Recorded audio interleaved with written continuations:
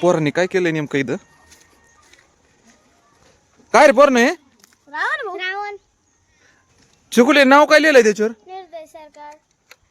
ते नाव कम लिहिलंय निर्दय सरकार? आमच्या शेतकरी आई बापाची जमीन वाहून गेली, माल वाहून गेले, तरी सरकारने आम्हाला काहीच मदत नाही केली, म्हणून आम्ही इथं निर्दय सरकार लिहिलंय. असं वय. आणि काय पण नेमकं हे रावण हा? रावण पुतळा तर मस्त केलाय. हे काय इकडे आहे याच्यात? कड बांगडी आणि इकडे हातात बांगडी बांगडी बांगडे बी घातल्या का सरकारला? मग काय आता पोरगी झालाय, तुला बांगड्या घालायला लागतात ना. हा आता रात्री त्याला उडून द्यायचे ढगात, हो का? लसूण फटाकडे बिटाकडे टाकून उडून देतो त्याला. आता पोरांनी का रावण केलाय आणि त्याच्यावर नाव लिहिलंय निर्दय सरकार.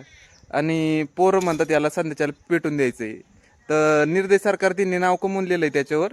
पोरं म्हणतात सरकारने काही मदत केली नाही. म्हणजे आवश्यक पोरांना सुद्धा कळू राहिले की सरकारने काही मदत नाही केली आणि त्यामुळे सरकारलाच पेटून द्यायचंय, म्हणजे सरकारच पेटून द्यायचंय.